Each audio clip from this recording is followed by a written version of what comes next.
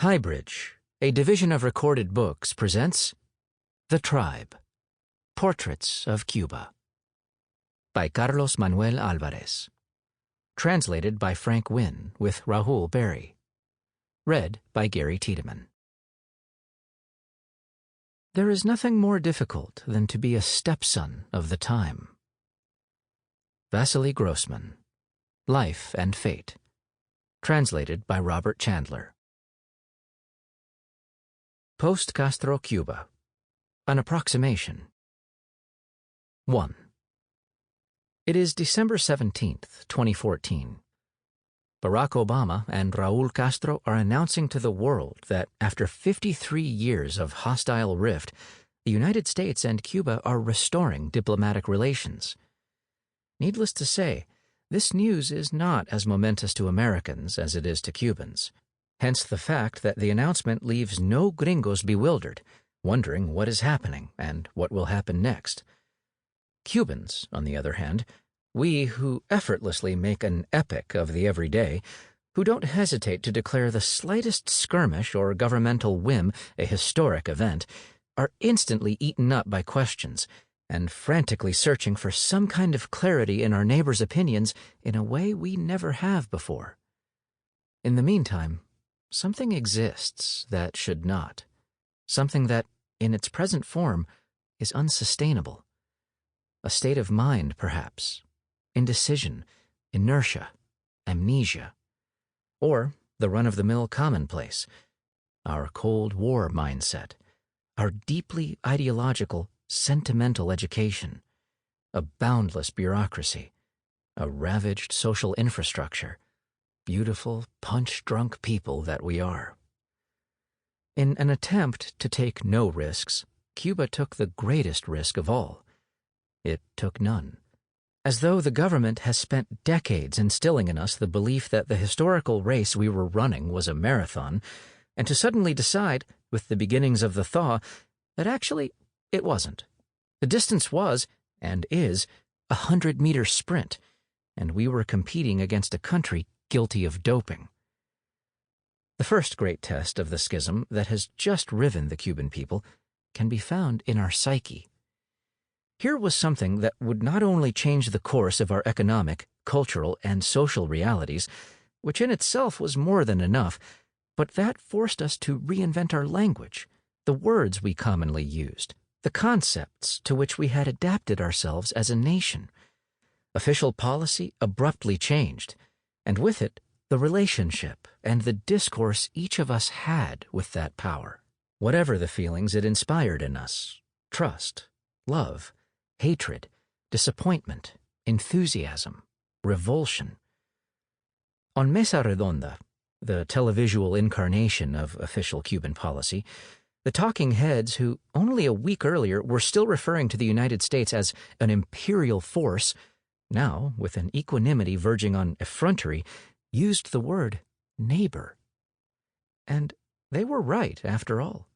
From then on, the United States was to be our neighbor. A notion that, if voiced by some reckless soul as recently as last night, would have earned them the shameful label anti-patriotic. The lines so routinely trotted out in history books, such and such a country went to bed a capitalist and woke up communist, or such and such a region went to bed feudal and woke up bourgeois, were literally true in this case. Once upon a time, Cuba had cherished the magnificent dream of the revolution, and our tragedy stemmed from the attempt to prolong that dream. After a long, protracted suspension spanning 5 decades, we woke to find the great ontological questions once again rattling around our brain. How are we going to contend with the United States? What will come of this struggle? Will our country be better or worse?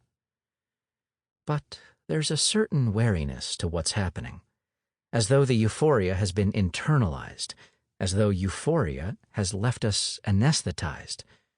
We splutter, we babble cliches. Rapture is a rare and slightly irrational phenomenon for us, like an opiate ingested by the whole island, a collective drug smoked by everyone. And in a sense, our reaction seems reasonable. Having spent so many years marching for every triviality, waving banners and placards to celebrate as many anniversaries as possible, we now deserve to celebrate the other way, silence as a scream. Today, there was a prisoner swap in which 3 pro-Castro intelligence agents were returned in exchange for an American government contractor and an American intelligence officer of Cuban origin. Newspaper headlines trumpeted the return of the 3 agents, who, with 2 colleagues who had already returned, had been raised to the rank of heroes. The front pages showed them at home, reunited with their families, the 3 of them meeting with Raúl Castro, their return to their districts, their neighbors hugging them and carrying them on their shoulders. Los Cinco Cubanos, the Cuban 5, were part of the Red Avispa, the WASP network. In 1998, they had been arrested by the FBI, charged with infiltrating an anti-Castro organization in Miami, and given sentences of varying lengths. In Cuba, no mention was made of them until June 2001, the date on which they were sentenced, and the beginning of yet another movement of national liberation, one that, if what was said was to be believed, marked the latest epic crusade in the ongoing revolution. For 16 years, Los Cinco have been a constant presence in our lives. They are mentioned on the radio in the context of the most unpredictable subjects. Danny Glover comments on their case. Naive hands daub portraits of their malnourished faces on city walls, school murals, and the doorways of job centers. High-ranking politicians weave the subject into their speeches. Medal-winning sports people offer them their gold, silver, or bronze. Absolutely everything is dedicated to Los Cinco.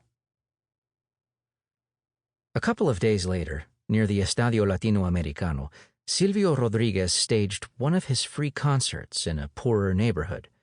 The Cuban 5 were in attendance. At the end of the performance, one of them grabbed the microphone and shouted 2 slogans, Viva Cuba Libre and Seguimos en Combate. Obsolete mottos, things no one says anymore. Slogans that date back 18 years, to a time before Los Cinco's arrest. They are unaware of everything that has happened in the interim, a period they embody. And they are precisely what separates them from their country. The slogans we are familiar with are slogans that honor them. When the agent in question stepped up to the microphone, it was one slogan shouting another slogan. What tone should we adopt when the speech patterns of fearless heroism have faded? Those same speech patterns that were the backbone of our education, an incantation unfit for purpose, one we long to shake off, yet one that conjures the affection of an old friend, that inspires nostalgia. With a flicker of dread, we are discovering that the good news is usurping our voice, because our whole vocabulary is based on confrontation, on warlike imagery. On December 17th, Cubans are celebrating a possibility, something that may come to pass, but we are also suffering the heartache of a tribe laying its dialect to rest. 2. In early 2015, there are rumors circulating that Fidel Castro is dead, though for the time being he is still alive. In fact, he will not die until the end of this book. Fears over his state of health are fueled by a specific detail. There have been no pictures, there will be none until early March, of the supreme leader of Cuba meeting with the 3 recently liberated agents. January 6th sees the birth of Gema, daughter of Gerardo Hernández, the leader of Red Avispa, a gift from the 3 wise men of socialism. The details are curious. When Gerardo returned to Cuba, his wife, Adriana Perez, was already 8 months pregnant. The insemination, we found out later, was the result of a high-level political agreement involving influential U.S. senators and the highest echelons of the Cuban General Staff. It is likely that Gema is as much the daughter of Gerardo and Adriana as she is of the weariness between warring enemies. A pregnancy that lasted 9 months and also spanned 53 years. I don't know how Gema was delivered, but if it was by cesarean, it was a historic one. Press coverage of her birth veered between political thriller, romance novel, and socialist realism, penned by John le Carré, Corinne Tellado, and Boris Polevoy. Gema showed us that when you mix le Carré, Tellado, and Polevoy, the result is Orwell light, tropical Orwell, a news story in the worst press in the world before she was even considered a person, a baby who, given all the things that had befallen her, already seemed very old, the little girl who was born when Castro was dying. From the outset, the Obama administration authorized an increase in the limit of annual money transfers that Cuban Americans could send to the island from $2,000 to $8,000. Obama also ended the requirement that those sending money have a special license and expanded commercial sales and exports from the United States of certain goods and services seeking to empower the nascent Cuban private sector. Havana was quickly flooded with tourists. Hipsters from all over the world rushed to book their flights, all desperate to see the last retro corner of the Western world before it disappeared. With classic cars from the 1950s, no WhatsApp, no smartphones, a place where people did not stare at touchscreens as they headed to work, being too busy elbowing their way onto overcrowded buses. If you were to tell a zealous revolutionary what these hipsters are thinking, that the old world charm of Havana would never face down the onslaught of consumerism, the zealous revolutionary would think the hipsters were rabid capitalists, harbingers of evil, who filed their teeth and dreamed only of the moment when socialism, this bargain basement version, disappears. Meanwhile, on Calle Concordia in downtown Havana, I stumbled across what I think must be the definitive image of the revolution. On a street corner, 2 men sitting on upturned buckets, a board laid over their laps. Next to them, a plastic cup with a shot of rum.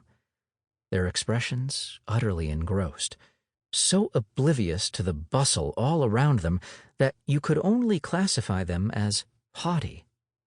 There is nothing about them that does not scream poverty, or even indigence, except that these men are not playing dominoes. They are not playing dice. They're not playing brisca, or even poker. They're not playing any of the games such men usually play. They are playing chess. One of them reaches out and moves his bishop. Around January 10th or 11th, the rumors about Fidel Castro's death begin to fade. What could be killing him? The knowledge that this new era has no place for him? That there is no way for him to play a leading role? Exasperation at the fact that an agreement has been reached with the United States, and that, however good it might seem, he represents the polar opposite? Or the reverse, the joy of someone who has finally achieved his goal and now feels he can rest in peace. On January 12th, somewhere in the world, Maradona shows off a letter Fidel Castro has sent him, and the least important question is, what is in the letter? If Fidel Castro wants to say something to Maradona, he doesn't have to send a letter. This isn't the 19th century. He could call him on his cell phone, talk to him on Skype, assuming he has Skype, since no one else in Cuba does. Maradona is only the pretext. The true purpose of the letter is to shut people's mouths, or open them wider. Who knows? To his defenders, the fact that Castro is still alive is a political victory. To his bitter enemies, it is a defeat. The embodiment of the ideological struggle between Castroist and anti-Castroist forces is a little abstract. Logically, death is neither capitalist nor socialist. Death is the most democratic of dictators. On January 21st, the first round of diplomatic negotiations begins in Havana. People are worried the talks will break down, that we will suddenly wake up and this whole thing will dissolve. Cuba as Sleeping Beauty, who, after half a century, is waiting for a kiss. Cuba, so chaste, so stately, a snooty communist lady who, with a single kiss, could be turned back into a simpering teenager. The neo-Stalinists are the nation's father. They do not want their daughter to spread her legs. The pro-Yankees are the pimp, prepared to sell her on the first street corner. The ordinary people, the befuddled populace, are the meek, submissive mother who worries, who does not like to forbid, does not know whether it is better for her daughter to stay at home, date boys, go out on the town, or pack her bags and get the hell out. The government could be seen as the nation's grandfather, who firmly believes the people still hang on his every word, when in fact they politely pretend to listen while he rambles on. Obviously, there are other terms, age-old terms, to frame the subject: sovereignty, independence, capitalism, equality, revolution, fatherland. But politics is also a love affair. Exactly 1 week later, on the anniversary of José Martí's birth, Fidel Castro sends a message to the University Student Federation. "I do not trust the policy of the United States," it reads, "nor have I exchanged a word with them. But this is not in any way a rejection of a peaceful solution to conflicts and the dangers of war." Everyone knows the message has come from him. First, because until now, the only people who have lied about the state of his health are those in the media who want him to die. Every time the official press has affirmed that he is alive, he has been alive. Second, because the message, which is significantly longer, bears the unmistakable stamp of his recent ruminations. A hodgepodge of the same topics: climate change, the extinction of life on Earth, the squandering of natural resources, the danger of a global holocaust, the evils of capitalism, the inequality between rich and poor. And in between these topics, he would jump from one subject to another, whatever came to mind: Mao Zedong, the Big Bang Theory, Carl Sagan, the Bilderberg Group, memories of the Sierra Madre, Guayasamín, Kennedy, Reagan, Savimbi, Martí, Erich Honecker, ancient Greece, and so on, without pausing for breath, trying to link together things that seem, and indeed are, impossible to link. Gone, long gone, are the days of the unstoppable evangelist. It is January 2015, and here we are, marathon runners with mud-spattered bodies on the starting blocks of the 100-meter sprint, trying to run it in 10 seconds flat. 3. This is the portrait of the ending of a cycle. Who are we, and in what conditions will we reach the end of the long trek that was the revolution? We had faith, and we have lost it. We have been maimed by impossible forces. We have run away. We have stood firm. We survived, and we did not survive. What was this faith? Why did we lose it? What do Cubans talk about when we talk about ourselves? Throughout this book, there is a parade of exiled sportspeople, major figures in conceptual art, internationalist physicians, celebrated musicians, and from the underworld, dissident poets, emigrants who trekked through Central America, fugitives from the FBI, homeless people and suicides, black marketeers, schizoid balseros who fled the country aboard makeshift rafts, and the drunkards, cops, and transvestites who teem in the riotous Havana nights. The panorama created by these characters is as it is. I have not tried to unify them or set them apart, nor use them to prove some existing thesis, nor search in their stories for some new connecting thread, some registered trademark of what it means to be Cuban. This is the representation of a country, This book also features the orthopedist, Rodolfo Navarro, who deserves special mention because he is literally the last soldier of the revolution. In late afternoon, on April 16, 2016, in his house in Puyo, the capital of Pastaza, in the Ecuadorian Amazon, Navarro feels a tremor that, at first, simply arouses his curiosity. On the other side of the country, a powerful earthquake measuring 7.8 on the Richter scale has just claimed the first victims of the hundreds of fatalities and thousands of injured that will be reported all along the Pacific coast of Ecuador in the following days. Navarro immediately volunteers to help. He is 50 years old, and his moral code is guided by the altruistic and militant example of Che Guevara. He packs a rucksack, and when he presents himself at the Ministry of Health, he is firmly convinced that he is doing so because at some point the revolution taught him it was the right thing to do. At the Ministry of Health, he is told that he is not needed right now, and that in the event he is, they will come and find him. Frustrated, Navarro logs on to Facebook and publishes a post demanding that his skills be called on somewhere. Since 2013, and the reform of immigration policy that made it possible for Cubans to travel abroad without governmental restriction, Ecuador has become a kind of obsession. It is one of the few countries that does not require Cubans to obtain visas. Tens of thousands go there, some to settle, others with the intention of traveling through Central America to the United States. In September 2014, having returned to Cuba after a medical mission to Venezuela, Navarro signs up for a program called Ecuador Saludable, which urged doctors to relocate, and in doing so, became a living example of the revolution fleeing the revolution. Medical internationalism, perhaps more than anything else, reflects the caricature to which Cuba has been reduced. The official media lionize clinicians and cardiologists as the foot soldiers of socialist altruism, mere pawns molded in the ideological furnace of the joyful, everlasting solidarity factory that is the revolution.